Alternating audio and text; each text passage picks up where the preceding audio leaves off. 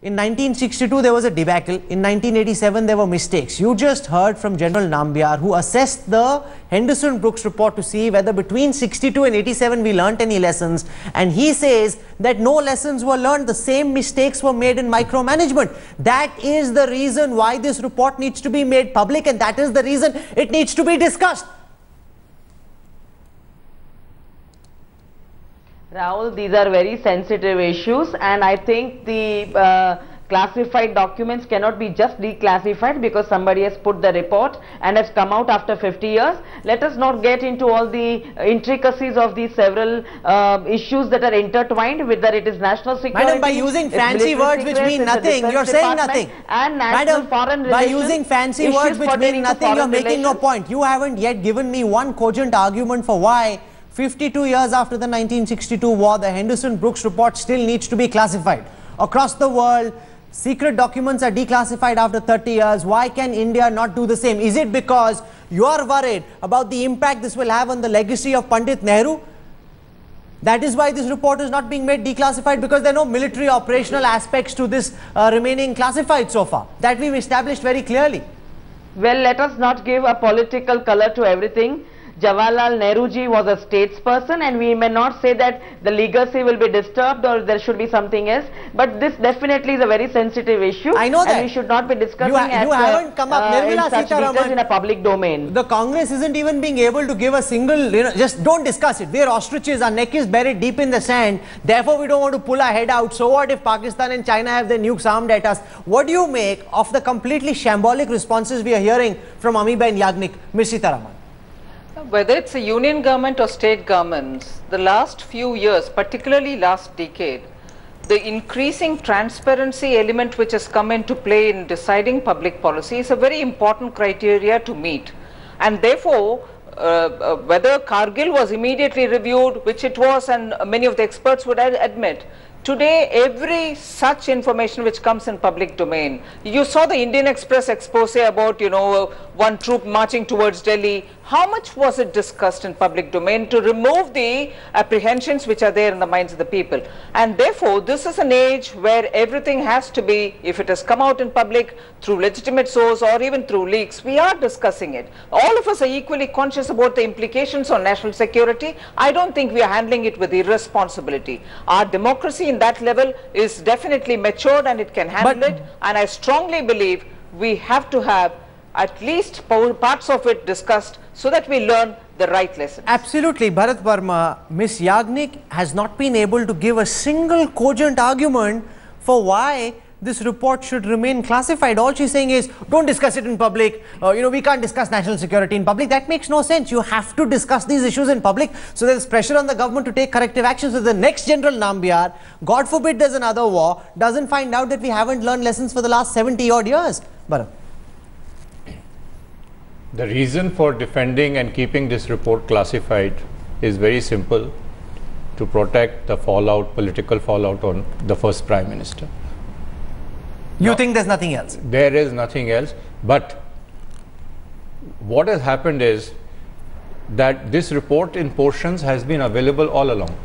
Now just imagine, I am a citizen of this country, I am a journalist in this country, and I am getting a report which my government should be giving me from a foreign source. How derogatory is that? No, it can't really get more shameful than this. And then the other aspect is that, there are key elements coming out in this report. One of the element is that Foreign Secretary of that time said that the Chinese will not react in NEFA, so you do the forward. That is what the Defense Minister said, that is what the Defense Secretary said, that they will not react. You please go and put your post there and they will not react. Now this is daydreaming. It's like Mills and Boon's novel, escapism, that Chinese will not react, so we must put our postures in forward position, which the GHQ General Headquarters unfortunately also went along with it, with General Kaul pushing that agenda. No, but we've heard some, this is the stuff that urban military legends are made of, General Nambiar. And growing up, I heard several stories about General Kaul writing into Delhi saying that Bomdila is safe the day before Bomdila fell. He also said that he has a problem in his ankle. He needs to come back to Delhi. He says somewhere in this report... And he's commanding a corps, a non-combatant general who is connected to Nehru, is commanding a corps from his sick bed in Delhi. Yes, and he says that he wants to bring his wife, and he wants to bring his wife in. You know, and this would all point fingers towards Nehru. What do you want to tell the Congress representative? Because she believes that these matters shouldn't be discussed on national television and in the public at all. And if I could ask you, are all these legends true, General Ambiar, since you've read this report? You know, the fact that he wanted to come back because he wanted to bring his wife with him, the fact that he said he had a broken ankle, he wanted to move to Delhi, and he said that Bomdila is safe, and the next day the Chinese came and took over Bomdila, sir. No, I don't know. Is that question addressed to me? Yes, General Ambiar, it is. No, I'm afraid, I mean, I will not speak about the contents of the report as such, because I don't think that's correct on my part to do so. I would still consider myself covered by the, you know, my commitment to the Official Secrets Act. So my comments are based purely on at the general level. So the specific comments about individuals, I don't know. No, but I'm asking a specific question. To go into Ami Ben Yagnik, I appreciate that, sir. I appreciate that. I know for a fact that all these elements are there in the report, but I just wish that they were put out in a public fashion. They were put out in an official fashion, and this needn't be stuff that you hear about, you discuss, but isn't known publicly. Just one moment, I want to go across to General Ambiar on the issue that's being made, that this is something which shouldn't be discussed in the public domain at all. That's what the Congress is saying, that this is national security, there should be no public discussion about it because the Chinese are listening in. Therefore, we should keep it locked up inside the DGMO's office. Well, that is something I think which we need to review, because in fact, even, you know, when we talk of the, I was together with Narinder Vora, the governor of Jammu and Kashmir, and Dr. Prasad, who was formerly, I think, in charge of the History Division of the Ministry of Defense. A committee consisting of 3 of us was constituted about 10 years back by the government of India to go into this aspect of declassifying the histories, recorded written histories of the 1962, 65 and 71 conflicts. And all of us unanimously, all 3 of us, after having gone through, had recommended that these should be released. It's high time they were released. Ms. Yagnik, do you have any answers? You're hearing top military experts who've read the report say there is nothing in that report that needs to remain classified. These reports need to be made public. Madam, I'm afraid you aren't coming up with any convincing answer at all. It just seems that this is an attempt to protect Pandit Nehru and his legacy. Nothing more, nothing less. See, Rahul, we are talking about something that is a 50 years back incident and a report that has been classified. I am only saying that is this the time to bring this topic, and is this the time, even if the journalists has come out with the report in a public domain, whether the government has to discuss it at this time of, I mean, the time is definitely a suspect. I know what is suspect about the timing? But what were they doing? Are you charging that this is a BJP conspiracy? They could also have done. No, 1 second. Are you saying this is a BJP conspiracy with Narendra Modi wanting to milk it before the election? Because if that's your charge, be direct about it. Don't make these snide comments. I didn't say anything of that kind. In a roundabout fashion, that's what you're insinuating, Ms. Yagnik. Imagine no, if you have the courage of your convictions, be direct and say it. I'll get Nirmala Sitharaman to respond. You are saying the same thing in a roundabout fashion. What happened during the NDA rule?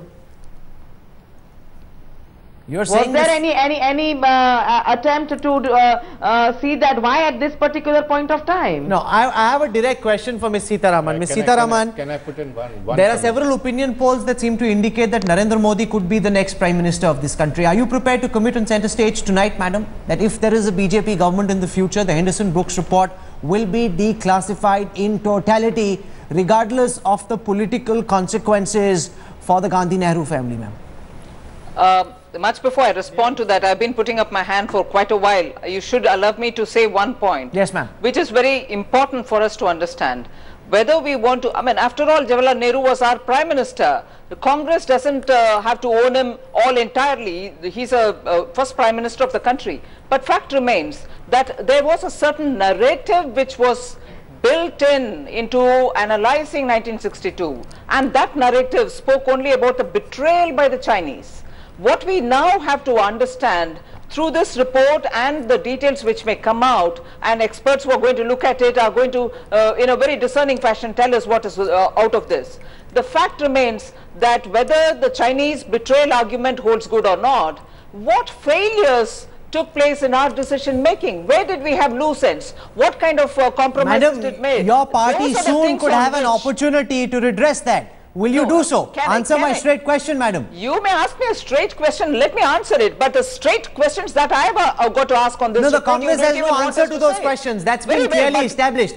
In just the same fashion as you don't have an answer to why you didn't declassify between 1998 and 2004, the Congress has no answer. I think this debate is about talking on details, not settling political scores. I wish you, as a very lead, anchor, would allow me to say a point much before you find fault with me. The fact today is that we need to learn lessons to strengthen our institutions, and these kind of reports are only going to help us do that.